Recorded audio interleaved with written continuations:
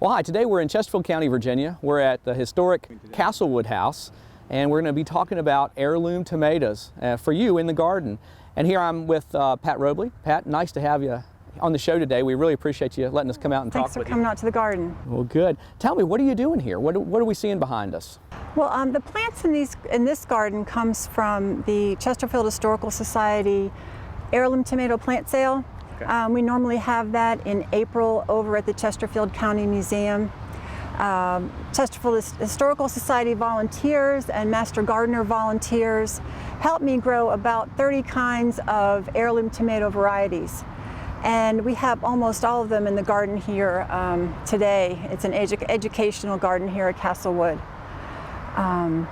That's great. I noticed, as I was walking through earlier, I saw so many varieties.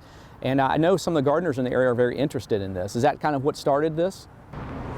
Well, yes, and it's the tie-in to history that the Historical Society is recognizing that, you know, this is our heritage and the heritage of, you know, people who came from various countries.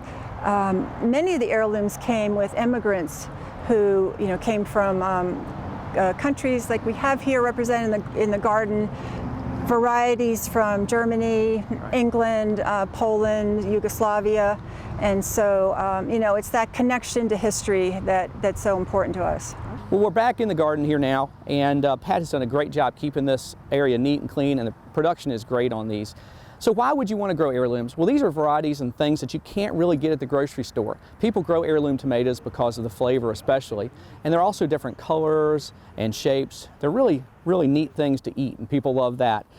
This is a really nice plant here. It's very large. Most of these varieties get very big, and so you want to make sure that you've got a cage that can support them and they won't get blown over in the wind. Speaking of really big tomatoes too, this is one called Mortgage Lifter, and this fruit is just wonderful. You can see just a really large fruit here, hence the name Mortgage Lifter. Great, nice kind of a light red color. Going to be really nice to eat. We might take this one home and eat it a little bit later. Overall, this is a really nice plant. Let's go look at some of the others she's got back here now. All right, this is another one called Alpaca, and this is a paste tomato, as you can see here. It'd be used to make tomato paste for sauces and things like that. Just another example of the differences that you get here in some of these older varieties. Now, disease can be a real problem with heirloom varieties, older varieties, compared to hybrids or newer modern varieties that have some disease resistance built into them or bred into them. These don't. So you really have to help these plants during the growing season. You don't want a lot of free water, for example, on the leaves. You know, you can have fungal problems because of that. So when you irrigate these plants, and I think you should irrigate them, that really gives them a good start on the production season, you should water at the bottom, maybe with drip irrigation or soaker hoses or with watering cans. I would stay away from overhead irrigation for these. Like I said, that free water on the leaves just gives more chance for fungal problems to occur. Well, this is another variety. This is Brandywine. Many of you have heard of that particular one. We talked about irrigation. As you're irrigating here, you don't want a lot of that moisture in the soil to evaporate, and you can do that with mulch. Now you notice Pat has put there's some newspaper down, so she put some newspaper down, and then she's covered it with a lot of this bark. So that's gonna, and you see there's hardly any weeds. I don't see any weeds in here. So she's kept the weeds down. She's also kept the moisture in the soil and at the root zone, so when she does water, you don't lose a lot of that. That's important.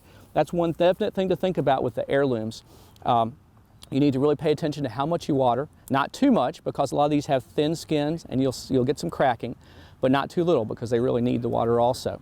One other tip, you need to not give these varieties as much nitrogen as you would typical hybrid varieties. So you need to think about that. Cut it by about 25% and these will grow great.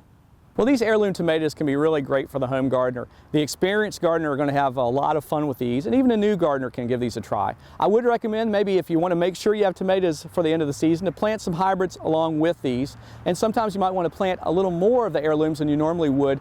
In case you have a crop failure, you still would have some that you can eat at the end of the summer. So for more information about heirloom plants and especially heirloom tomatoes, please contact your local county extension office. Your master gardener can help you out with that. For From the Ground Up, I'm Chris Mullins, and we'll see you next time.